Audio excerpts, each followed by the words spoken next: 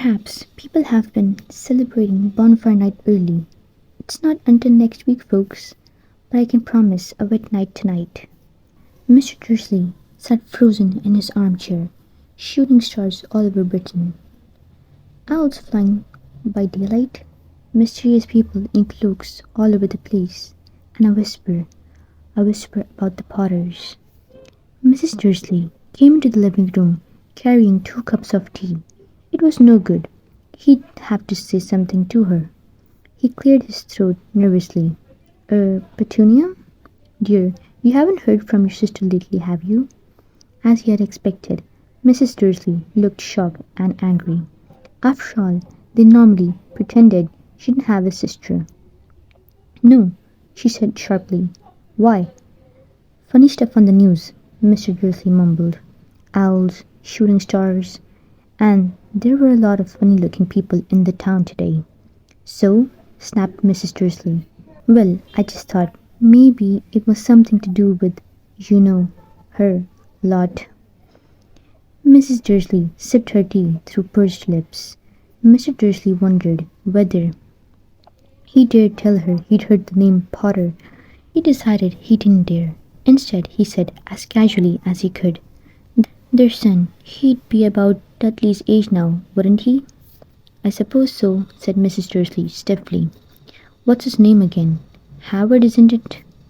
Harry, nasty, common name, if you ask me. Oh yes, said Mr. Dursley, his heart sinking horribly.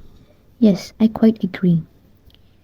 He didn't say another word on the subject as they went upstairs to bed, while Mrs. Dursley was in the bathroom. Mr. Dursley crept to the bedroom window and peered down into the front garden. The cat was still there. It was staring down Privet Drive as though it was waiting for something. Was he imagining things? Could all this have anything to do with the Potters? If it did, if it got out that way, they were related to a pair of, well, he didn't think he could bear it. The Dursleys got into bed. Mrs. Dursley fell asleep quickly, but Mr. Dursley lay awake, turning it all over in his mind. His last comforting thought before he fell asleep was that even if the Potters were involved, there was no reason for them to come near him and Mrs. Dursley. The Potters knew very well what he and Petunia thought about them and their kind. He couldn't see how he and Petunia could get mixed up in anything that might be going on. He yawned and turned over. It couldn't affect them. How very wrong he was. Mr. Dursley might have been drifting into an uneasy sleep, but the cat on the wall outside was showing no sign of sleepiness. It was sitting as still as a statue, its eyes fixed unblinkingly on the far corner of Privet Drive. It didn't so much as quiver when a car door slammed in the next street, nor when 2 owls swooped overhead. In fact, it was nearly midnight before the cat moved at all. A man appeared on the corner the cat had been watching, appeared so suddenly and silently you'd have thought he'd just popped out of the ground. The cat's tail twitched and its eyes narrowed. Nothing like this man had ever been seen in Privet Drive. He was tall, thin and very old, judging by the silver of his hair and beard, which were both long enough to tuck into his belt. He was wearing long robes, a purple cloak which swept the ground, and high-heeled, buckled boots.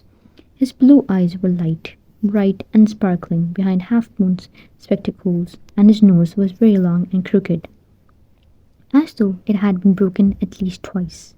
This man's name was Albus Dumbledore.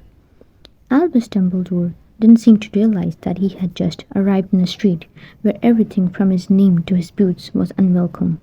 He was busy rummaging in his cloak, looking for something, but he did seem to realize he was being watched, because he looked up suddenly at the cat, which was still staring at him from the other end of the street.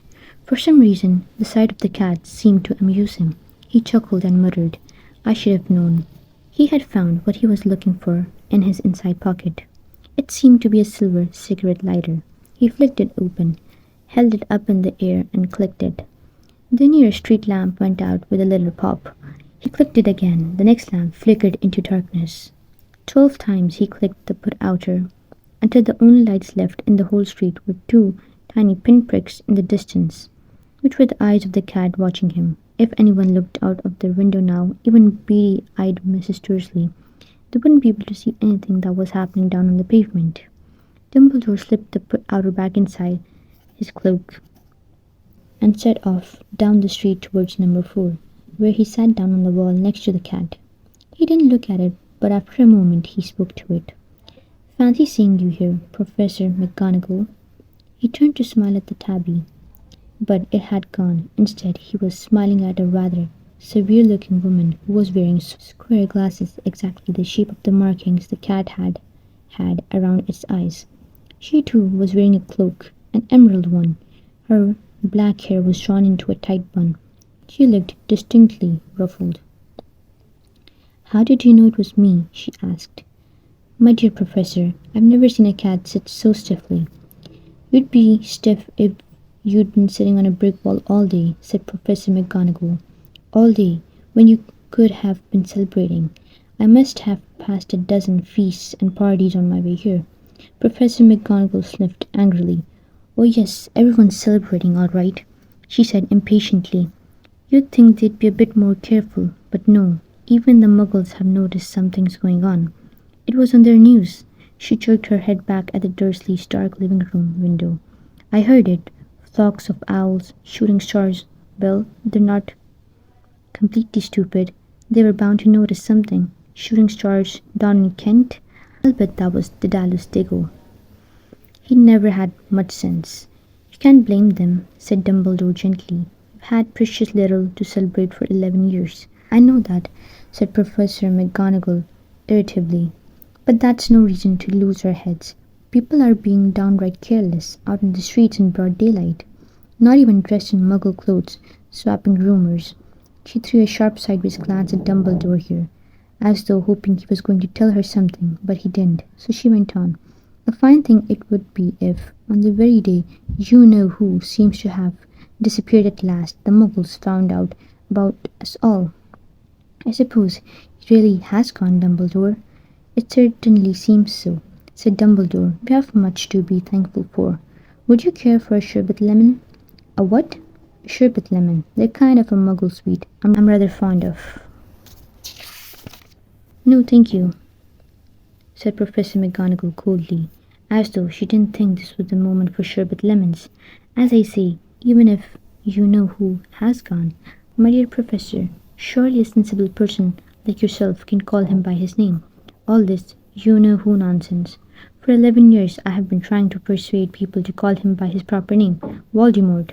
Professor McGonagall flinched, but Dumbledore, who was unstaking 2 sherbet lemons, seemed not to notice. "It all gets so confusing if we keep saying you-know-who. I have never seen any reason to be frightened of saying Voldemort's name." "I know you haven't," said Professor McGonagall, sounding half exasperated, half admiring, "but you're different. Everyone knows you're the only one you-know-who. Oh, all right, Voldemort was frightened of." "You flatter me," said Dumbledore calmly. "Voldemort had powers I will never have. Only because you're too, well, noble to use them. It's lucky it's dark. I haven't blushed so much since Madame Pomfrey told me she liked my new earmuffs." Professor McGonagall shot a sharp look at Dumbledore and said, "The owls are nothing to the rumours that are flying around. You know what everyone's saying about why he's disappeared? About what finally stopped him?" It seemed that Professor McGonagall had reached the point she was most anxious to discuss, the real reason she had been waiting on a cold hard wall all day, for neither as a cat nor as a woman had she fixed Dumbledore with such a piercing stare as she did now. It was plain that whatever everyone was saying, she was not going to believe it until Dumbledore told her it was true. Dumbledore, however, was choosing another sherbet lemon and did not answer. "What they're saying," she pressed on, "is that last night Voldemort turned up in Godric's Hollow. He went to find the Potters. The rumour is that Lily and James Potter that they're dead." Dumbledore bowed his head. Professor McGonagall gasped. "Lily and James? I can't believe it. I didn't want to believe it. Oh, Albus." Dumbledore reached out and patted her on the shoulder. I know, he said heavily. Professor McGonagall's voice trembled as she went on. "That's not all. They're saying he tried to kill the Potter's son. Harry, but he couldn't. He couldn't kill that little boy. No one knows why or how, but they're saying that when he couldn't kill Harry Potter, Voldemort's power somehow broke, and that's why he's gone. Dumbledore nodded glumly. It's true? Flattered Professor McGonagall. After all he's done, all the people he's killed, he couldn't kill a little boy? It's just astounding. All the things to stop him. But how, in the name of heaven, did Harry survive? We can only guess, said Dumbledore. We may never know. Professor McGonagall pulled out a lace handkerchief and dabbed at her eyes beneath her spectacles. Dumbledore gave a great sniff as he took a golden watch from his pocket and examined it. It was a very odd watch. It had 12 hands, but no numbers. Instead, little planets were moving around the edge. It must have made sense to Dumbledore, though, because he put it back in his pocket and said, Hagrid's late. I suppose it was he who told you I'd be here, by the way. Yes, said Professor McGonagall. And I don't suppose you're going to tell me why you're here, of all places. I've come to bring Harry to his aunt and uncle. They're the only family he has left now. You can't mean the people who live here, cried Professor McGonagall, jumping to her feet and pointing at number 4. Dumbledore, you can't. I've been watching them all day. You can find 2 people who are less like us. And they've got this son. I saw him kicking his mother all the way up the street, screaming for sweets. Harry Potter, come and live here? It's the best place for him, said Dumbledore firmly. His aunt and uncle will be able to explain everything to him when he's older. I've written them a letter. A letter? Repeated Professor McGonagall faintly, sitting back down on the wall. Really, Dumbledore? You think you can explain all this in a letter? These people will never understand him. He'll be famous, a legend. I wouldn't be surprised if today was known as Harry Potter Day in the future. There will be books written about Harry. Every child in our world will know his name. Exactly, said Dumbledore, looking very seriously over the top of his half-moon glasses. It would be enough to turn any boy's head. Famous before he can walk and talk. Famous for something he won't even remember. Can't you see how much better off he'll be growing up away from all that until he's ready to take it? Professor McGonagall opened her mouth, changed her mind, swallowed, and then said, Yes, you're right, of course. But how is the boy getting here, Dumbledore? She eyed his cloak suddenly as though she thought he might be hiding Harry underneath it. Hagrid's bringing him. You think it wise to trust Hagrid with something as important as this? I would trust Hagrid with my life, said Dumbledore. I'm not saying his heart isn't in the right place, said Professor McGonagall grudgingly. But you can't pretend he's not careless. He just tend to. What was that? A low rumbling sound had broken the silence around them. It grew steadily louder as they looked up and down the street for some sign of a headlight. It swelled to a roar as they both looked up at the sky, and a huge motorbike fell out of the chair and landed on the road in front of them. If the motorbike was huge, it was nothing to the man sitting astride it. He was almost twice as tall as a normal man, and at least 5 times as wide. He looked simply too big to be loud and so wild. Long tangles of bushy black hair and beard hid most of his face. He had hands the size of dustbin lids, and his feet in their leather boots were like baby dolphins. In his vast, muscular arms he was holding a bundle of blankets. Hagrid, said Dumbledore, sounding relieved.